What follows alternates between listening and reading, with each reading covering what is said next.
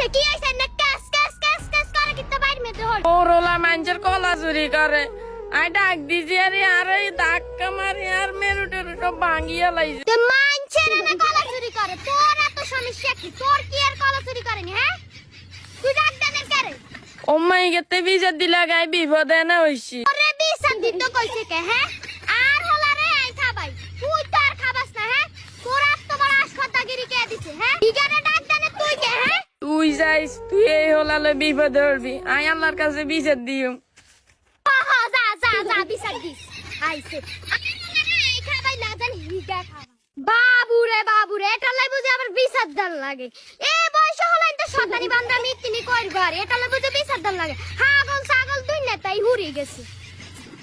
ছেলে মেয়েদের প্রকৃত শিক্ষা তার মা বাবার কাছ থেকেই পায়। আপনার ছেলেকে যেভাবে শাসন করবেন ঠিক সেইভাবে মানুষের সাথে ব্যবহার করবে। মনে রাখবেন রশি যতক্ষণ টাইট থাকবে ততক্ষণ পর্যন্ত ছেলে মেয়েরা ভালো থাকবে, আর রশি হর্ষ দিবেন তো বিপদেই আপনারাই পড়বেন। তাই বলি ছেলে মেয়েদের ছোট থাকতেই শাসন করবেন যেন পরবর্তীতে নষ্ট না হয়ে যায়। ভিডিওটি ভালো লাগলে অবশ্যই লাইক কমেন্ট শেয়ার করে আমাদের পাশে থাকবেন। পরবর্তী ভিডিওর জন্য অপেক্ষা করবেন। আজ এই পর্যন্ত। আল্লাহ হাফেজ। আসসালামু আলাইকুম।